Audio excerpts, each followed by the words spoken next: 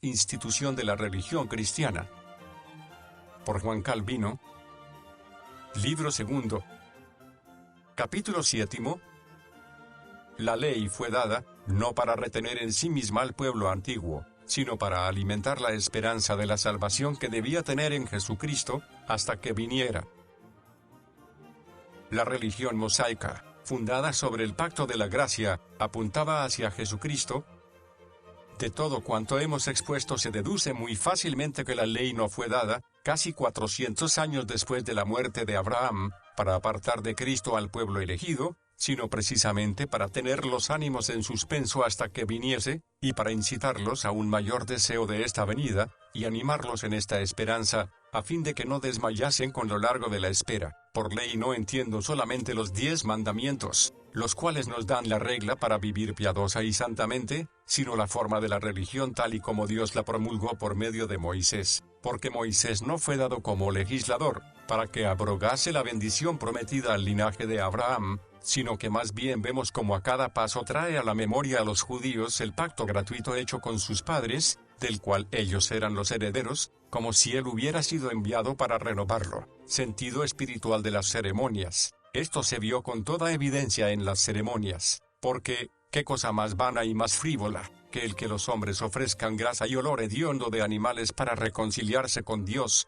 o refugiarse en una aspersión de agua o de sangre para lavar la impureza del alma? En suma, si se considera en sí mismo todo el culto y servicio de Dios prescrito por la ley, como si no contuviese en sí figuras a las cuales correspondía la verdad, evidentemente no parecería más que una farsa. Por esto, no sin razón, lo mismo en el discurso de Esteban que en la epístola a los Hebreos, se hace notar diligentemente el texto en el que Dios manda a Moisés fabricar el tabernáculo y todo cuanto a él pertenecía conforme al modelo que le había sido mostrado en el monte. Hechos de los Apóstoles 7:44, Hebreos 8:5, Éxodo 25:40. Porque si no hubiera en todas estas cosas un fin espiritual determinado, al que todas ellas fueran enderezadas, los judíos hubieran perdido en ellas su tiempo y su trabajo, no menos que los gentiles con sus fantasías. Los hombres mundanos, que no hacen jamás caso alguno de la religión y la piedad, no pueden oír ni nombrar, sin sentir fastidio, tantas clases de ritos y ceremonias,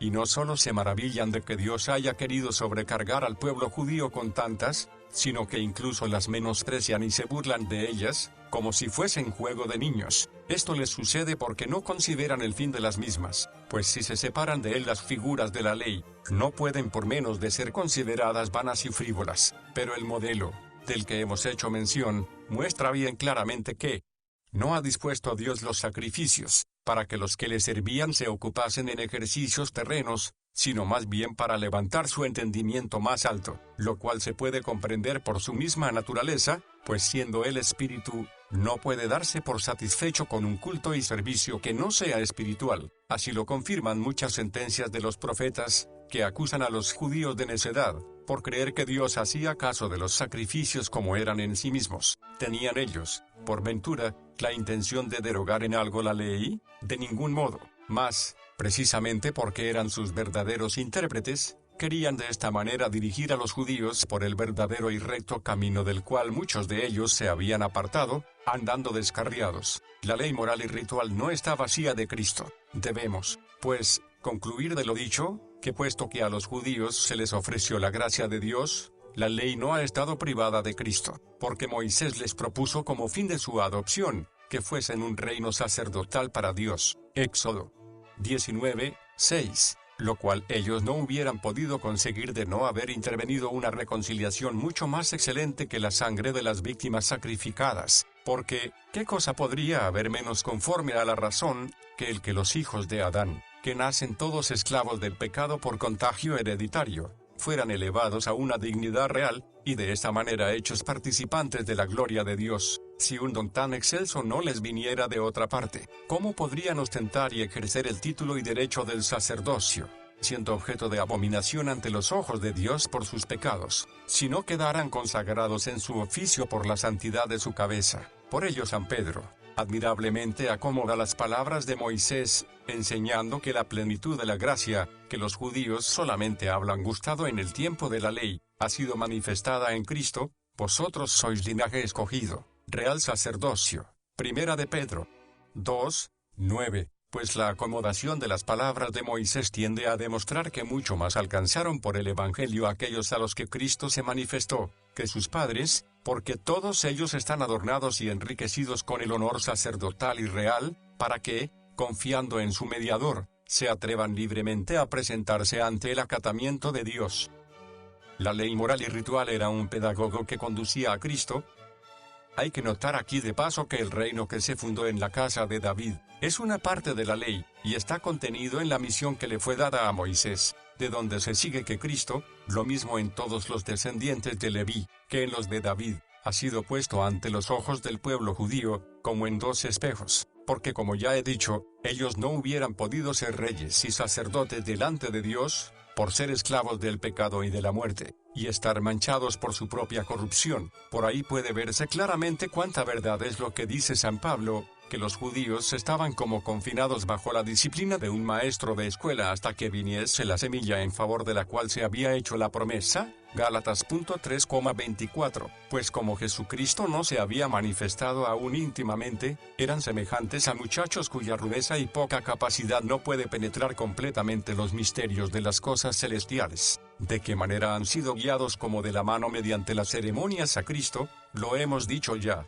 y podemos entenderlo mejor por muchos testimonios de la Escritura, porque aunque tenían que ofrecer todos los días nuevos sacrificios para reconciliarse con Dios, sin embargo Isaías promete que todos los pecados serán expiados con un solo y único sacrificio, y lo mismo lo confirma Daniel, Isaías 53:5, Daniel 9:26 y 27. Los sacerdotes elegidos de la tribu de Leví entraban en el santuario. Sin embargo, se dijo que Dios había escogido uno solo, y que había confirmado con juramento solemne que sería sacerdote para siempre según el orden de Melquisedec. Salmos 110:4. Usábase entonces la unción con aceite, pero Daniel, según lo había visto en su visión, dice que habrá otra, y para no alargarnos más, el autor de la epístola a los Hebreos amplia y claramente demuestra desde el capítulo 4 al 11, que las ceremonias no valen para nada, ni sirven de cosa alguna, hasta que no lleguemos a Cristo.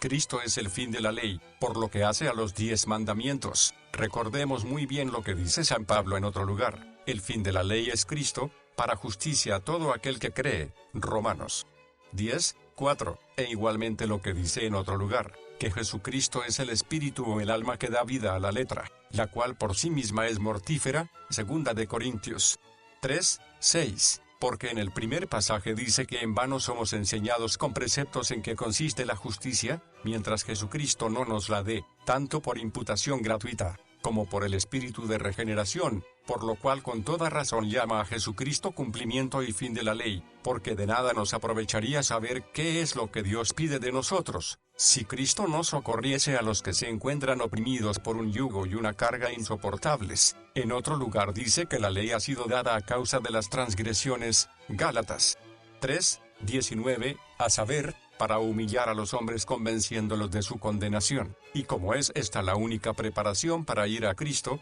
todo cuanto él dice en diversas frases concuerda muy bien. Mas, como tenía que combatir con engañadores, los cuales enseñaban que los hombres alcanzaban la justicia por las obras de la ley, para refutar su error se vio obligado a tomar algunas veces en sentido preciso y estricto el término de ley, como si denotase únicamente la norma del bien vivir. Bien que cuando se habla de ella en su totalidad, no hay que separar de la misma el pacto de la adopción gratuita.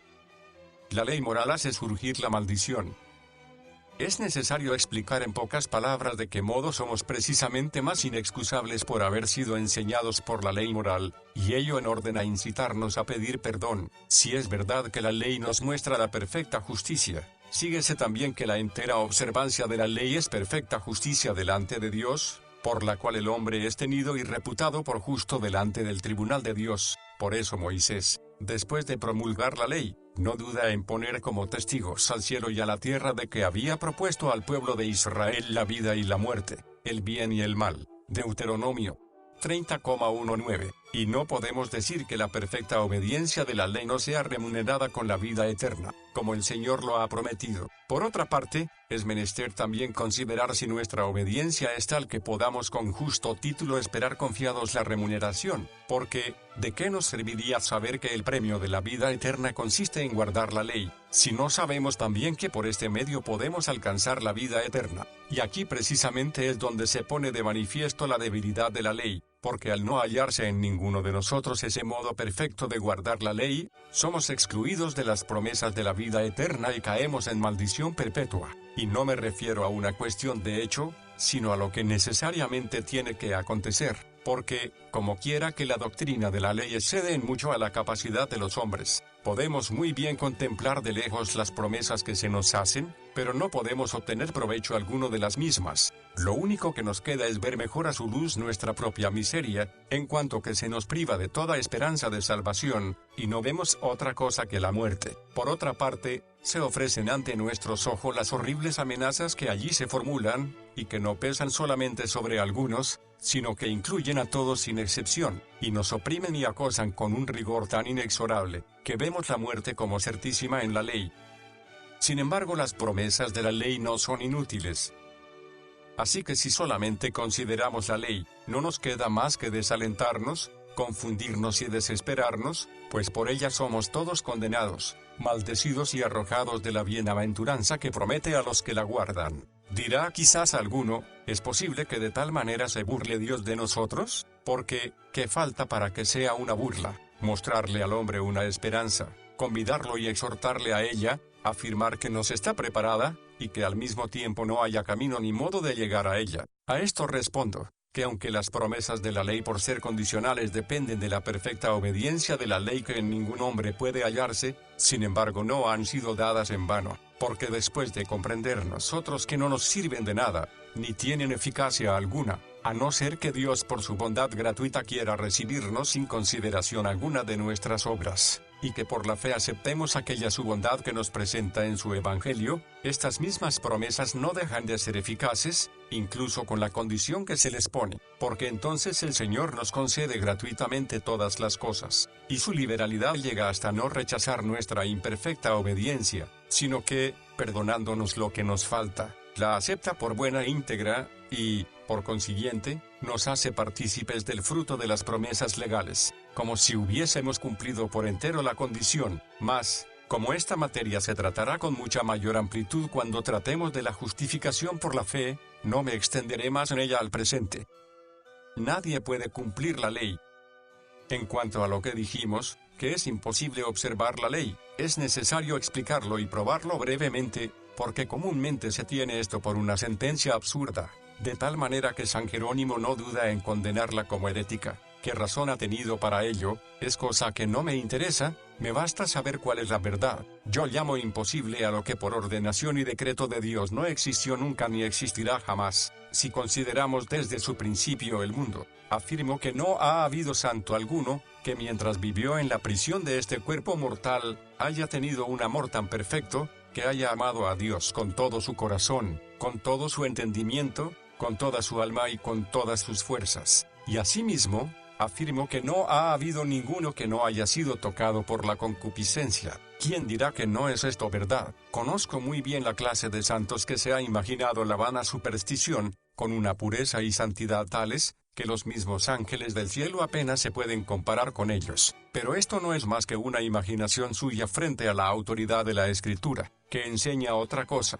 y contra la misma experiencia, y afirmo también que jamás habrá ninguno que llegue a ser verdaderamente perfecto, mientras no se vea libre del peso de este cuerpo mortal. Numerosos y muy claros son los testimonios de la Escritura, que prueban este punto. Salomón en la dedicación del templo decía, no hay hombre que no peque, Primero de Reyes 8:46. David dice, no se justificará delante de ti ningún ser humano, Salmos 143:2. Lo mismo afirma Job en varios lugares, pero mucho más claro que todo se expresa San Pablo, diciendo, el deseo de la carne es contra el espíritu, y el del espíritu contra la carne, Gálatas 5:17. Y para probar que todos cuantos están bajo la ley son malditos, no da más razón sino lo que está escrita: maldito todo aquel que no permaneciere en todas las cosas escritas en el libro de la ley, para hacerlas. Gálatas 3:10, Deuteronomio 27:16, con lo cual da a entender, o mejor dicho, da por cierto, que no hay ninguno que pueda permanecer en ellas. Ahora bien, todo cuanto se dice en la Escritura hay que aceptarlo por eterno y necesario, de tal manera que no puede suceder de otra manera. Con esta misma sutileza molestaban los pelagianos a San Agustín. Decían que era una afrenta contra Dios suponer que Él pueda mandar más de lo que los fieles con su gracia pueden hacer. Él, para escapar de la calumnia, respondía que el Señor podría, si lo quisiera, hacer que el hombre tuviese una perfección angélica, pero que nunca lo había hecho ni lo haría jamás, por haberlo así afirmado en la Escritura. Yo no niego esto, pero añado que no hay por qué andar discutiendo de la potencia de Dios contra su verdad, por lo cual digo que no hay por qué burlarse, si alguno afirma que es imposible que sucedan determinadas cosas, que nuestro Señor ha anunciado que no sucederán jamás. Pero si, no obstante, se quiere discutir la palabra, el Señor, cuando los discípulos le preguntaron quién podría salvarse, responde: para los hombres esto es imposible, mas para Dios todo es posible. Mateo 19:26. San Agustín muestra con firmísimas razones que jamás, mientras vivimos en esta carne corruptible, daremos a Dios el perfecto y legítimo amor que le debemos. El amor, dice, procede de tal manera del conocimiento, que ninguno puede amar perfectamente a Dios, sin que primero haya conocido perfectamente su bondad. Ahora bien, nosotros mientras peregrinamos por este mundo no le vemos sino oscuramente y como en un espejo. Por lo tanto, el amor que le profesamos no puede ser perfecto. Por lo tanto, tengamos como cosa cierta, que es imposible que mientras vivimos en la carne cumplamos la ley, debido a la debilidad de nuestra naturaleza, como en otro lugar probaremos con el testimonio de San Pablo. Los tres usos de la ley moral.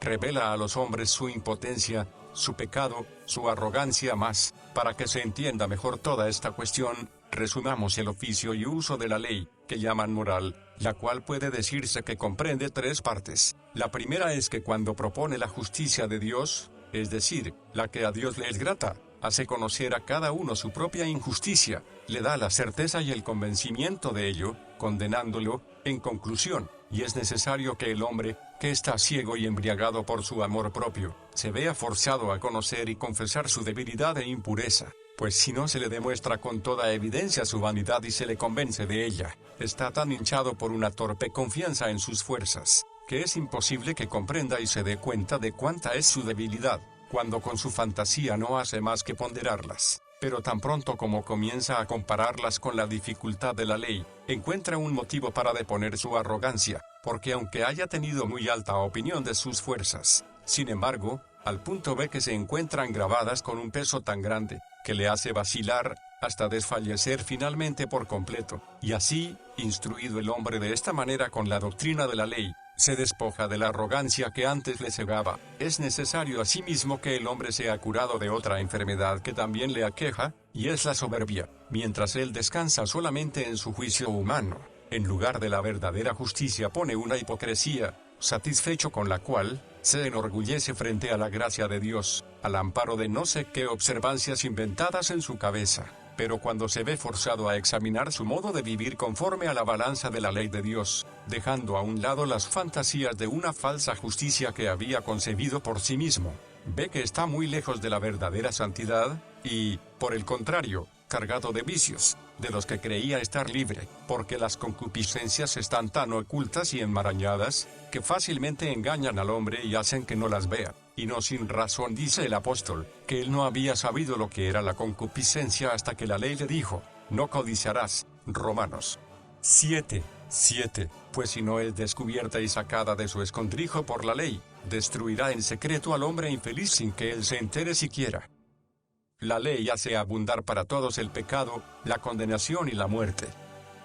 Así que la ley es como un espejo en el que contemplamos primeramente nuestra debilidad, luego la iniquidad que de ella se deriva, y finalmente la maldición que de ambas procede, exactamente igual que vemos en un espejo los defectos de nuestra cara, porque el que no ha tenido la posibilidad de vivir justamente, por necesidad se halla atascado en el cieno del pecado, y tras el pecado viene luego la maldición. Por lo tanto, cuanto más nos convence la ley de que somos hombres que hemos cometido grandes faltas, tanto más nos muestra que somos dignos de pena y de castigo. A este propósito dice San Pablo, por medio de la ley es el conocimiento del pecado, Romanos 3:20, pues en este texto muestra el apóstol solamente el primer oficio de la ley, que claramente aparece en los pecadores que aún no han sido regenerados. A lo mismo vienen las sentencias siguientes. La ley se introdujo para que el pecado abundase, Romanos 5:20, y por consiguiente, que es ministerio de muerte, que produce ira, 2 de Corintios 3:7, Romanos 4:15, porque no hay duda alguna de que cuanto más aguijoneada se ve la conciencia con el sentimiento del pecado, tanto más crece la maldad, puesto que a la transgresión se junta la rebeldía y contumacia contra el legislador. No queda, pues, sino que ella arme la ira de Dios, para que destruya al pecador, porque por sí misma no puede hacer otra cosa que acusar, condenar y destruir, como escribe San Agustín. Si el Espíritu de gracia falta, la ley no sirve para otra cosa que para acusarnos y darnos muerte. Al decir esto no se hace injuria alguna a la ley ni se rebaja en nada su dignidad, porque si nuestra voluntad estuviera fundada y regulada por la obediencia a la ley, sin duda alguna bastaría para nuestra salvación su solo conocimiento. Mas como quiera que nuestra naturaleza carnal y corrompida lucha mortalmente con la ley espiritual de Dios, y no puede corregirse en absoluto con su disciplina, no queda sino que la ley, que fue dada para la salvación, caso de encontrar sujetos bien dispuestos, se convierta en ocasión de muerte y de pecado, puesto que todos somos convencidos de transgresores de la misma. Cuanto más claramente muestra ella la justicia de Dios, tanto más, por contraste, descubre nuestra iniquidad, cuanta mayor certidumbre nos da del premio de vida y de salvación, preparado para los que obran con justicia, tanto más confirma la ruina dispuesta para los inicuos. Tan lejos, pues, estamos de hacer injuria al expresarnos así, que no sabríamos cómo sería posible engrandecer más la bondad de Dios, pues con esto se ve claramente que solo nuestra maldad e iniquidad nos impide conseguir y gozar de la bienaventuranza que nos presenta la ley, y con esto encontramos más motivos de tomarle gusto a la gracia de Dios, que suple en nosotros la deficiencia de la ley, y de amar más la misericordia de Dios, que nos otorga esta gracia, por la cual aprendemos que su majestad no se cansa nunca de hacernos bien, amontonando a diario beneficios sobre beneficios. La ley nos lleva de esa manera a recurrir a la gracia,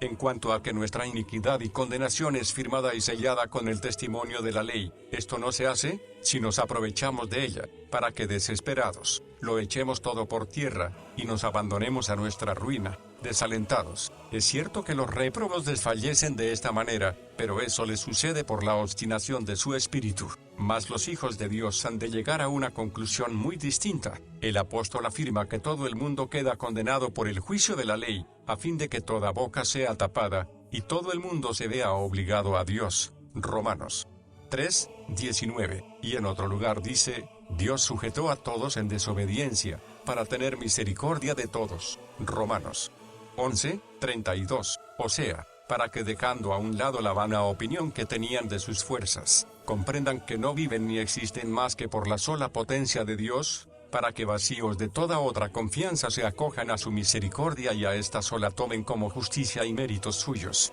la cual se presenta en Jesucristo, a todos los que con verdadera fe la desean, la procuran y esperan en ella, porque Dios en los mandamientos solamente remunera la perfecta justicia, de la cual todos estamos faltos, y, al contrario, se muestra juez severo de los pecados, pero en Cristo resplandece su rostro lleno de gracia y dulzura para con nosotros, aunque seamos miserables e indignos pecadores.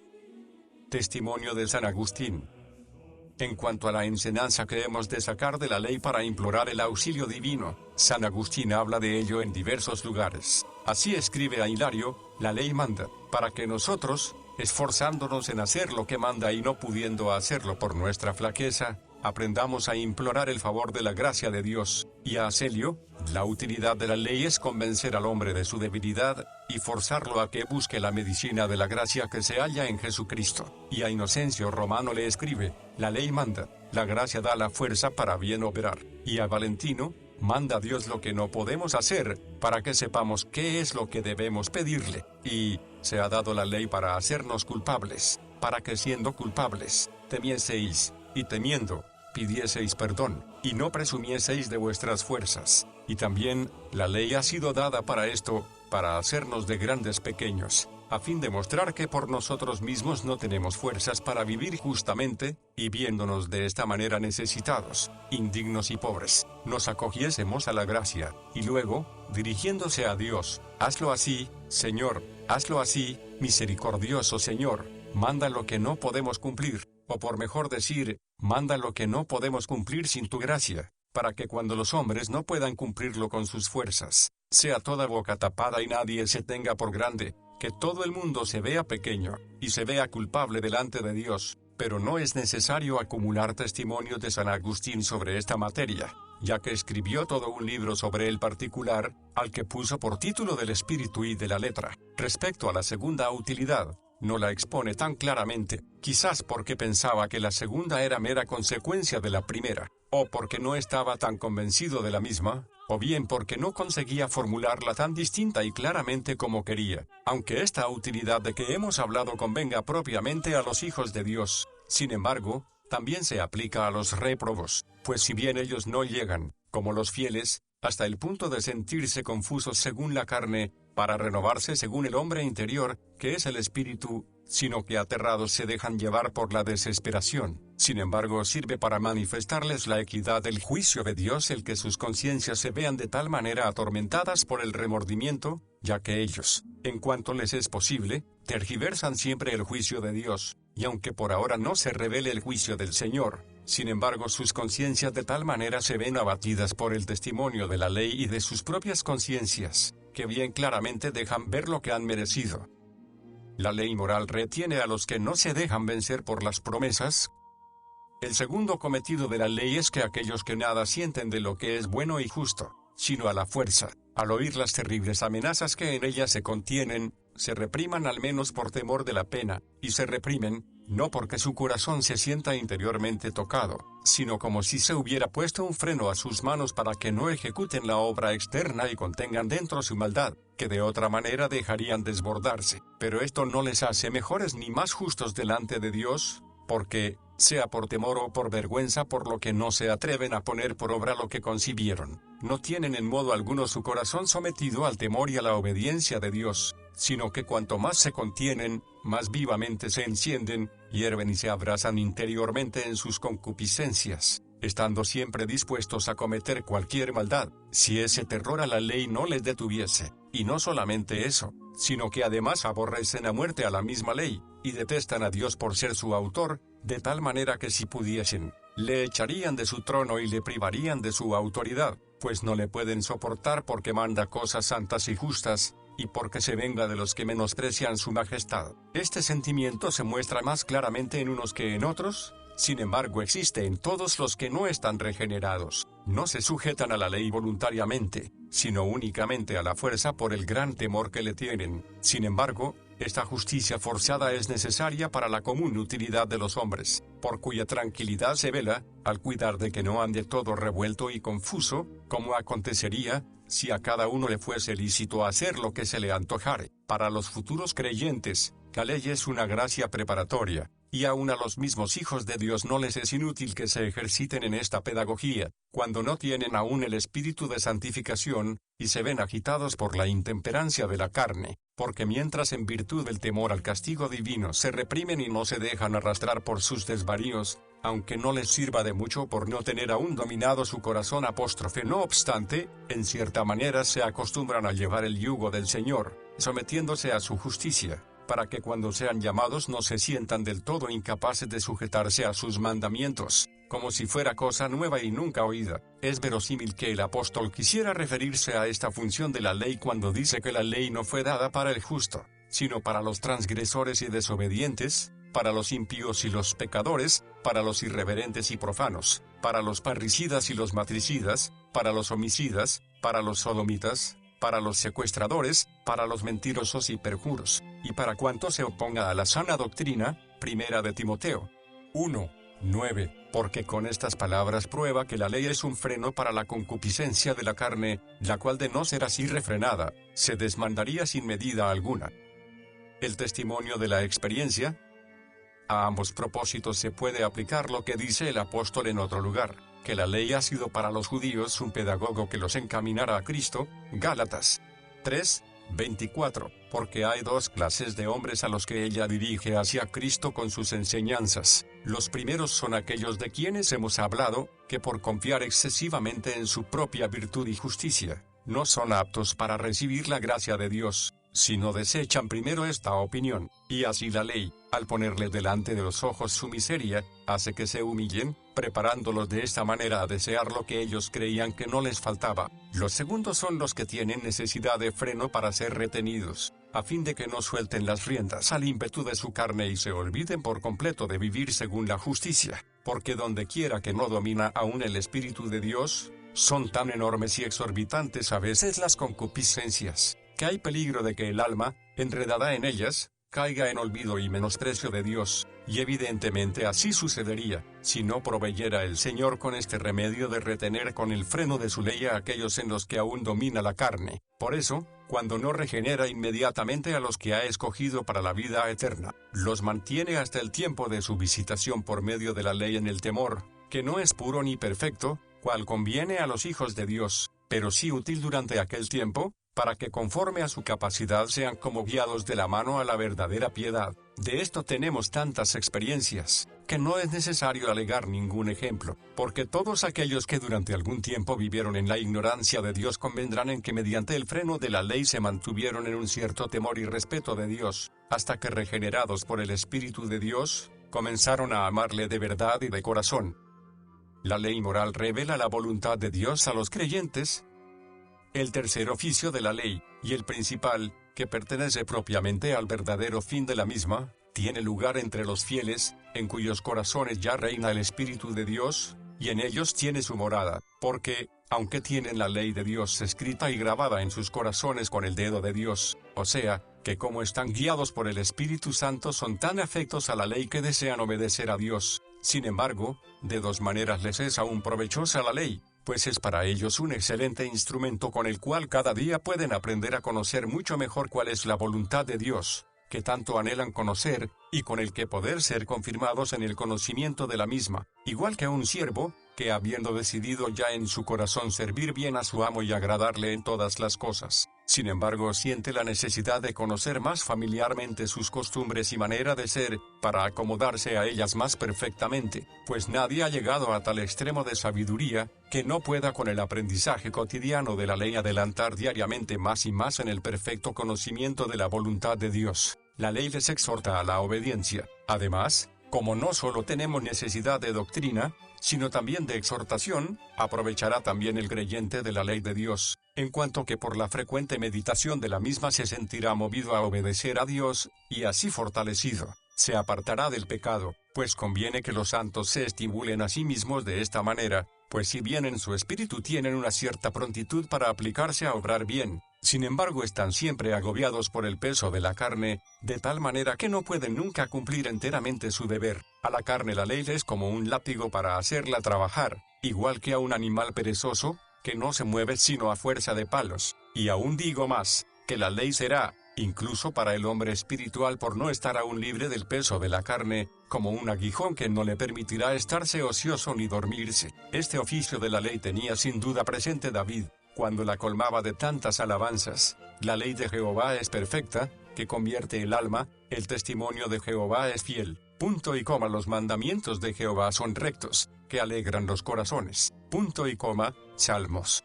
19:7. Y, lámpara es a mis pies tu palabra, y lumbrera a mi camino. Salmos 119:105, y otros innumerables testimonios que hay en este salmo. Y no se opone esto a los testimonios que hemos citado del apóstol en los cuales muestra, no la utilidad de la ley respecto del hombre regenerado, sino lo que puede aportar por sí misma al hombre. En cambio el profeta en estos textos expone cuánta es la utilidad de la ley para aquellos a los que el Señor interiormente inspira prontitud para obedecerle, y no hace mención solamente de los mandamientos, sino que añade también la promesa de la gracia, que, por lo que a los fieles se refiere, no debe de ser separada, y que convierte en dulce lo que es amargo, porque, ¿qué habría menos amable que la ley, si solamente nos exigiera el cumplimiento del deber con amenazas, llenando nuestras almas de temor? Sobre todo demuestra David, que en la ley ha conocido él al mediador, sin el cual no hay placer ni alegría posibles.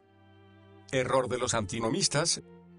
Incapaces de establecer esta diferencia, algunos ignorantes rechazan temerariamente a Moisés en general y sin excepción alguna, y arrinconan las dos tablas de la ley. La razón de esto es su opinión de que no es conveniente que los cristianos profesen una doctrina que contiene en sí la administración de la muerte. Tal opinión hemos de rechazarla por completo, ya que Moisés ha expuesto admirablemente que la ley, aunque en el pecador no puede causar más que la muerte, sin embargo en el regenerado produce un fruto y una utilidad muy distintos, pues estando ya para morir, declara ante todo el pueblo: aplicad vuestro corazón a todas las palabras que yo os testifico hoy, para que las mandéis a vuestros hijos, a fin de que cuiden de cumplir todas las palabras de esta ley, porque no os es cosa vana, es vuestra vida. Deuteronomio 32, 46 y 47. Y si nadie puede negar que en la ley se propone un modelo perfectísimo de justicia, hay que decir, o que no debemos tener regla alguna de bien, o que es menester tener por regla a la ley de Dios,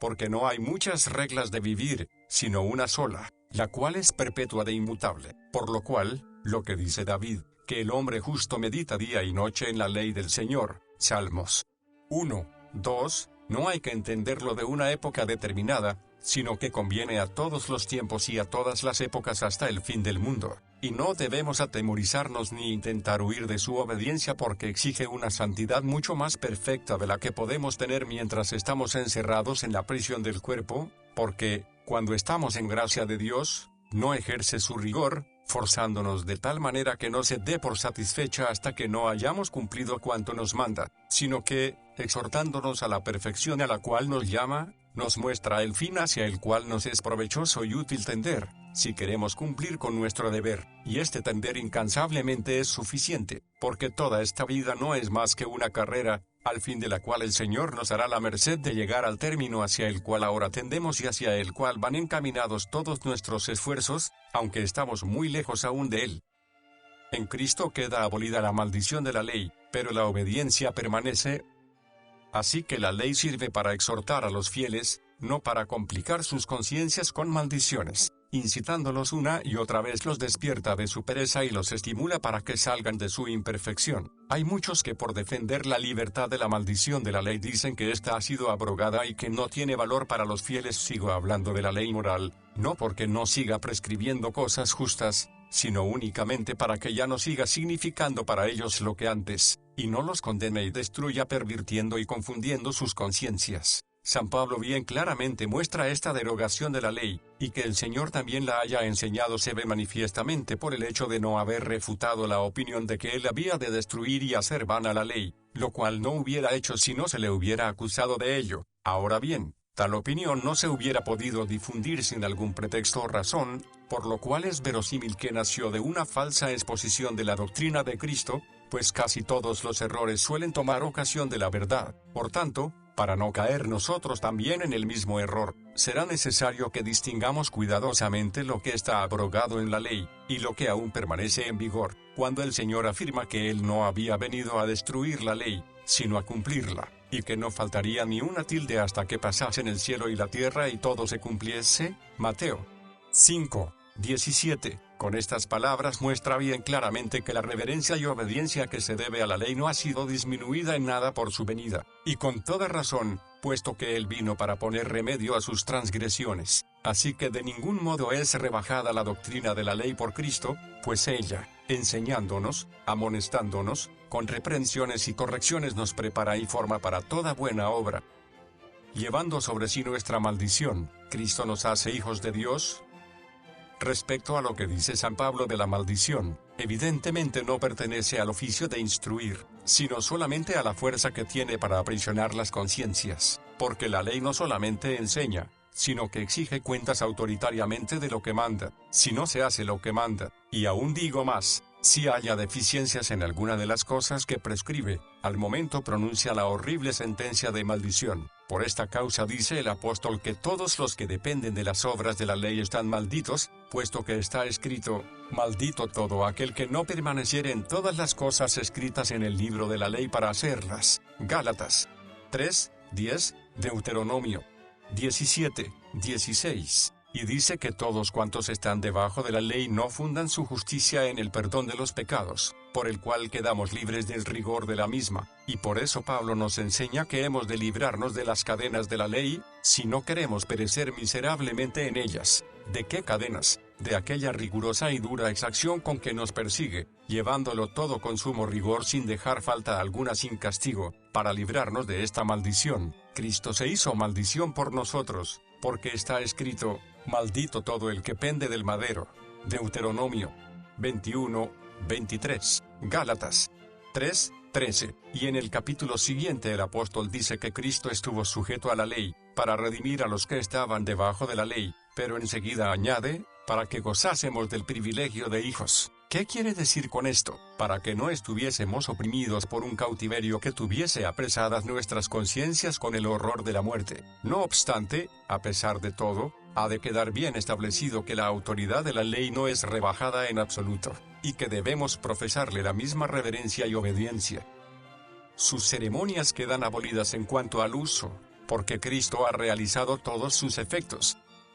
La razón es distinta para las ceremonias, las cuales no fueron abolidas en cuanto a su efecto, sino en cuanto a su uso, y el que Cristo con su venida las haya hecho cesar, no les quita nada de su santidad, sino más bien las enaltece y ensalza, porque así como se hubieran reducido antiguamente a una simple farsa, de no haberse mostrado en ellas la virtud y eficacia de la muerte y resurrección de Jesucristo, igualmente si no cesaran no sería hoy imposible entender el fin para el que fueron instituidas, y por eso San Pablo, para probar que su observancia no solo es superflua, sino incluso nociva, dice que fueron sombra de lo que ha de venir, y que el cuerpo de las mismas se nos muestra en Cristo. Colosenses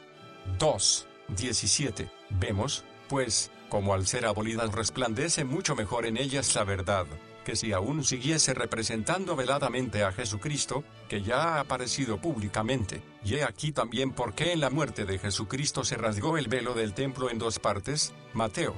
27:51, porque se había ya manifestado la imagen viva y perfecta de los bienes celestiales, que en las ceremonias antiguas aparecía solamente en sombras, según dice el autor de la epístola a los Hebreos. Hebreos 10:1. A esto viene también lo que dice Cristo, que la ley y los profetas eran hasta Juan. Desde entonces el reino de Dios es anunciado. Lucas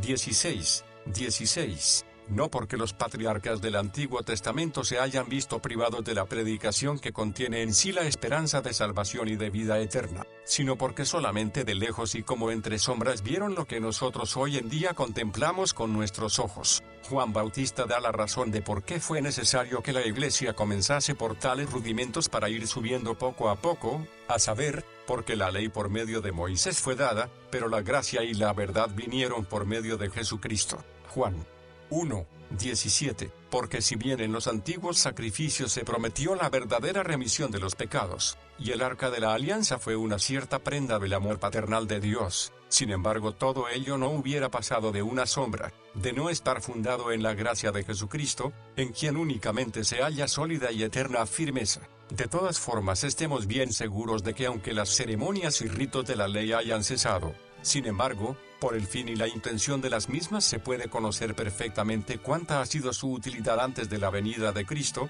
quien, al hacer que cesasen, ratificó con su muerte la virtud y eficacia de las mismas. Para San Pablo, la ley ritual ha cesado, pero la ley moral permanece. Un poco más de dificultad tiene la razón que da San Pablo, al decir, ya nosotros, estando muertos en vuestros pecados y en la incircuncisión de vuestra carne, os dio vida juntamente con él, perdonándoos todos los pecados, anulando el acta de los decretos que había contra nosotros, que nos era contraria, quitándola de en medio y clavándola en la cruz. Colosenses 2:13 y 14, porque parece que quiere llevar más adelante la abolición de la ley, incluso hasta no tener ya nada que ver con sus decretos e instituciones. Pero se engañan los que entienden esto simplemente de la ley moral, bien que exponen que tal abolición se refiere a su inexorable severidad, y no a su doctrina. Otros, considerando más detenidamente las palabras de San Pablo, ven con razón que esto propiamente se refiere a la ley ritual, y prueban que San Pablo usa muchas veces el término decreto en este sentido. Así a los efesios les dice, porque Él es nuestra paz, que de ambos pueblos hizo uno, aboliendo en su carne La ley de los mandamientos expresados en ordenanzas, decretos, para crear en sí mismo de los dos un nuevo pueblo. Efesios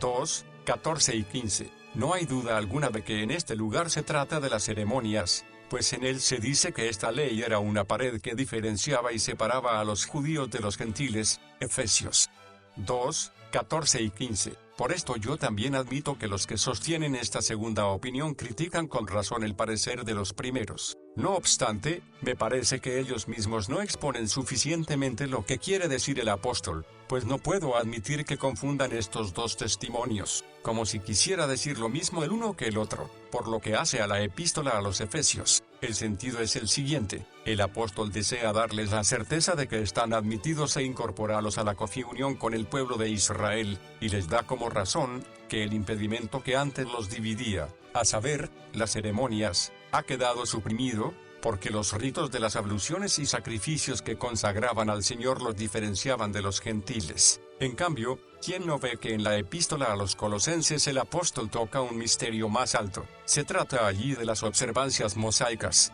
que los falsos apóstoles querían imponer al pueblo cristiano, y lo mismo que en la epístola a los Gálatas, al tratar de esta misma materia la toma desde mucho más arriba, llevándola en cierta manera hasta su mismo principio y origen. Igualmente lo hace en este lugar, porque si en las ceremonias no se considera más que la necesidad de abolirlas, ¿a qué viene que el apóstol las llame obligación, y tal obligación que es contraria a nosotros? E igualmente, ¿por qué se iba a hacer consistir casi toda nuestra salvación en su abolición? Por todo lo cual se ve claramente que hay que atender aquí a otra cosa distinta de la exterioridad de las ceremonias, y creo haber encontrado su verdadero sentido, si se me concede que es cierto lo que dice con toda verdad San Agustín, o mejor dicho, lo que él ha sacado de las clarísimas palabras de apóstol, a saber, que en las ceremonias judaicas había más bien confesión de los pecados, que no expiación de los mismos, porque, ¿qué otra cosa hacían con sus sacrificios, sino confesar que eran dignos de muerte,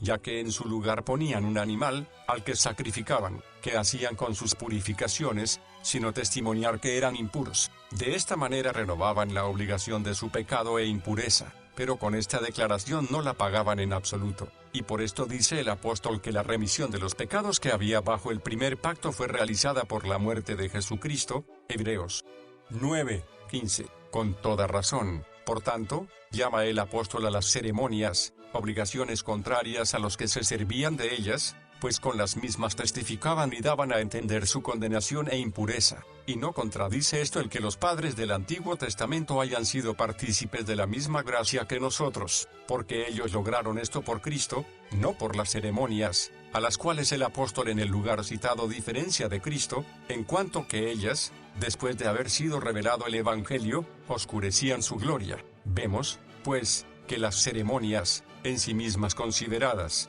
son ramadas con toda propiedad obligaciones contrarias a la salvación de los hombres, pues eran a modo de escrituras auténticas, para obligar a las conciencias a declarar sus faltas. Por ello, como los falsos apóstoles quisieran obligar a los cristianos a seguir guardándolas, San Pablo, considerando según su primer origen su verdadero significado, avisó con toda razón a los colosenses del peligro en que iban a caer, si consentían que los oprimieran de este modo, porque juntamente con esto perdían el beneficio de Cristo, en cuanto que con una única y perpetua expiación, había abolido para siempre esas observancias de cada día, que vayan únicamente para poner de relieve los pecados, pero en modo alguno para expiarlos.